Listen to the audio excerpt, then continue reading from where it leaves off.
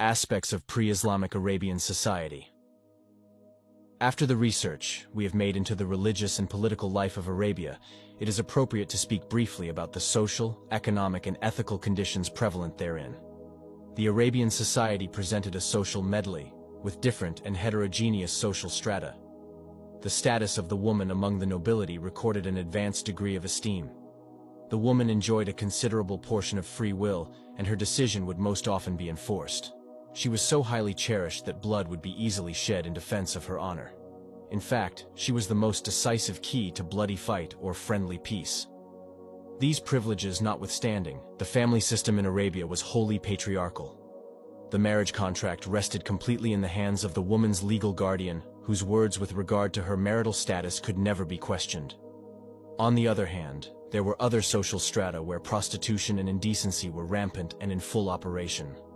Abu Daud, on the authority of Aisha, reported 4 kinds of marriage in pre-Islamic Arabia. The first was similar to present-day marriage procedures, in which case a man gives his daughter in marriage to another man after a dowry has been agreed on. In the second, the husband would send his wife, after the menstruation period, to cohabit with another man in order to conceive. After conception, her husband would, if he desired, have sexual intercourse with her. A third kind was that a group of less than 10 men would have sexual intercourse with a woman. If she conceived and gave birth to a child, she would send for these men, and nobody could abstain. They would come together to her house. She would say, "You know what you have done. I have given birth to a child and it is your child," pointing to one of them. The man meant would have to accept. The fourth kind was that a lot of men would have sexual intercourse with a certain woman, a whore. She would not prevent anybody.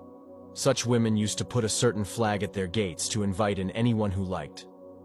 If this whore got pregnant and gave birth to a child, she would collect those men, and a secret would tell whose child it was. The appointed father would take the child and declare him, her, his own. When Prophet Muhammad declared Islam in Arabia, he cancelled all these forms of sexual contacts, except that of present Islamic marriage. Women always accompanied men in their wars. The winners would freely have sexual intercourse with such women, but disgrace would follow the children conceived in this way all their lives. Pre-Islam Arabs had no limited number of wives. They could marry 2 sisters at the same time, or even the wives of their fathers if divorced or widowed. Divorce was to a very great extent in the power of the husband. The obscenity of adultery prevailed almost among all social classes, except a few men and women whose self-dignity prevented them from committing such an act. Free women were in much better conditions than the female slaves who constituted the greatest calamity. It seemed that the greatest majority of pre-Islam Arabs did not feel ashamed of committing this obscenity.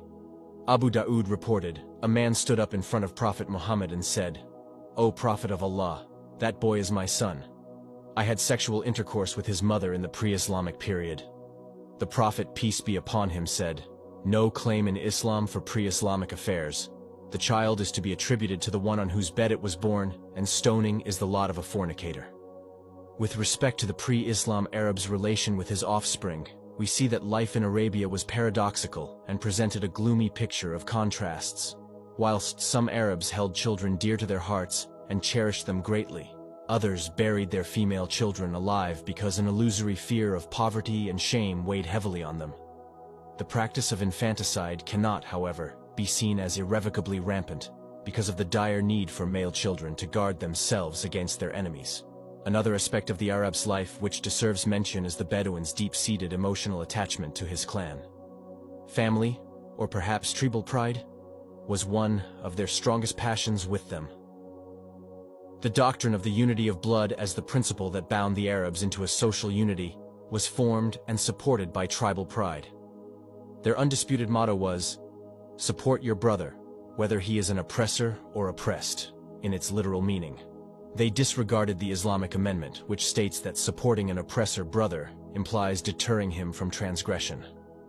Avarice for leadership and keen sense of emulation often resulted in bitter tribal warfare, despite descendancy from one common ancestor. In this regard, the continued bloody conflicts of Al-Awas and Al-Khazraj, Abs and Dubyan, Bakr and Taghlib, etc. are striking examples. Intertribal relationships were fragile and weak due to continual intertribal wars of attrition. Deep devotion to religious superstitions and some customs held in veneration, however, used to curb their impetuous tendency to quench their thirst for blood. In other cases, there were the motives of, and respect for, alliance, loyalty, and dependency, which could successfully bring about a spirit of rapport and abort groundless bases of dispute.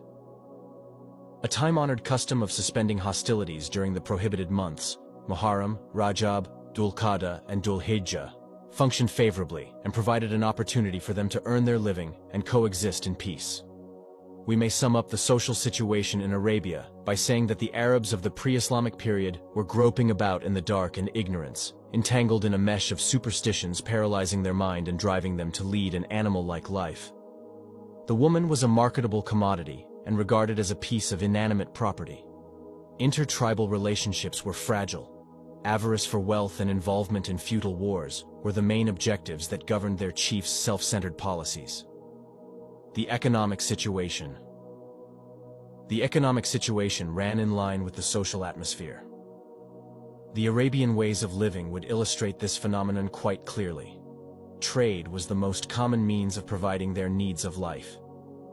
The trade journeys could not be fulfilled unless the security of caravan routes and intertribal peaceful coexistence were provided. Two imperative exigencies, unfortunately, lacking in Arabia except during the prohibited months within which the Arabs held their assemblies of Ukaz, Dil Majaz, Mijana, and others. The industry was alien to Arabian psychology. Most of the available industries of knitting and tannage in Arabia were done by people coming from Yemen, Hira, and the borders of Syria. Inside Arabia, there was some sort of farming and stock breeding. Almost all the Arabian women worked in yarn spinning, but even this practice was continually threatened by wars. On the whole, poverty, hunger, and insufficient clothing were the prevailing features in Arabia economically. Ethics. We cannot deny that the pre-Islam Arabs had such a large bulk of evils.